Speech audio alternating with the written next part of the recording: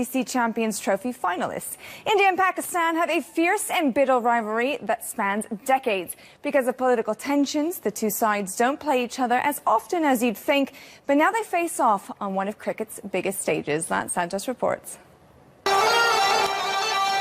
Forget this being the biggest grudge match in cricket. It's one of the most intense rivalries in world sport. The Champions Trophy final between India and Pakistan will be the 129th one-day international in what has become a rare head-to-head confrontation between the two sides.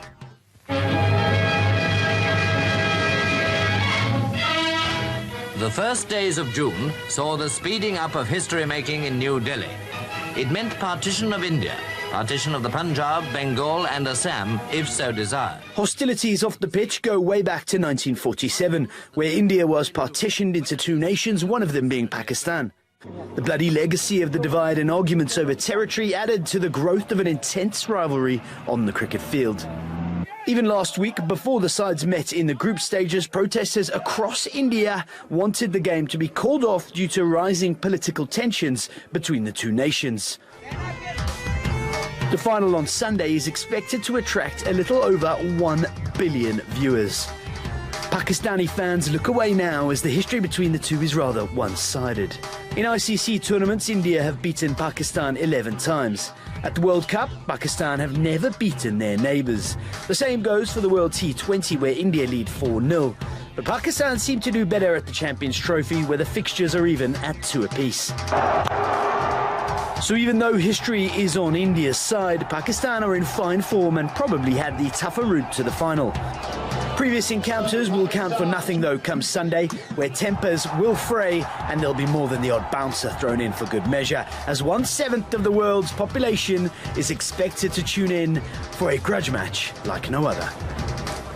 And what a sporting rivalry it has been between these two nations. Now, someone who knows well enough what it's like to line up in this fixture is former Indian international Rohan Gavaskar, who joins us now from London. Rohan, thank you very much for coming on the show. Now, before we get into the technical aspect of these two teams, you have played against Pakistan twice during your career. And given that it's one of the most watched sporting events in the world, can you tell us what it's like from a player's perspective in the dressing room and out on the field? Oh, it's the big one. There's no question about it. As an Indian player or a Pakistani player, this is the big one. India-Pakistan don't play bilateral series anymore. The only time they face off against each other is when they're playing in an ICC event, which is either the Champions Trophy or the T20 World Cup or the World Cup. Even the fans watching, I mean, they get a lot more nervous. There's a lot more riding on a victory or a defeat. So look, it's a big one. There are going to be thousands of Indian fans at the Oval come Sunday, but what about the fact that at home you've got about 1 billion people who are probably going to be tuning in and watching this? How much extra added pressure will that give, especially given the expectation that they're probably expecting their boys to win?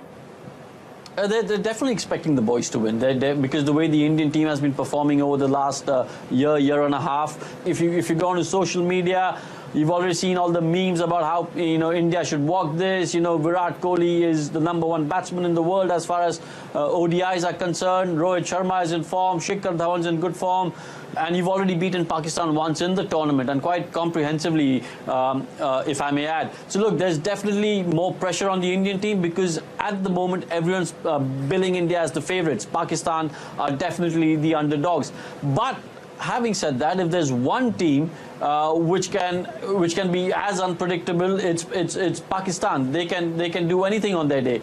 And if you had to pick player by player for in terms of potential and talent, the Indian team at the moment, without any bias, I've got to say, is far stronger than the Pakistani team. But look, if I was part of the Indian team at the moment, I would look at that as a positive. I would say that, look, we're going in the right direction. Forget that we're playing Pakistan. You've got to try and keep that aside and focus on what you can do. Focus on your ability, focus on your skill set. If we do that, like I said earlier, we should win this game. Okay, well, given the exception of that Sri Lanka game, the opening pair of Shikhar Dhawan and Rohit Sharma, they've been in a league of their own this tournament. So is there any fear at all that if they underperform or that they fail to do well, that could be a real struggle for the Indians? If you're from the Pakistani camp, you'd be saying, law of averages needs to catch up with Shikhar Dhawan and Rohit Sharma. If you're from the Indian camp, you'd be saying, long may this continue, because they've been setting the platform for the rest of the guys to come in and do a job. This Indian team, where as far as batting is concerned, has got a lot of talent and a lot of experience as well. You've got, like I said, Virat Kohli coming at number 3. Then you've got Yuvraj Singh and Mahendra Singh Dhoni, 2 world-class players. So even if Rohit Sharma and Shikhar Dhawan don't get India off to a good start, God forbid, the Indian batting lineup, they've got enough quality to manage. Okay then, Rohan, so tell me in one sentence, who do you think is going to win and by how much? India. And by how much? And by how much? That's a little tough to predict, but I think if India chase, they'll win by 6 wickets. Great. Well, thank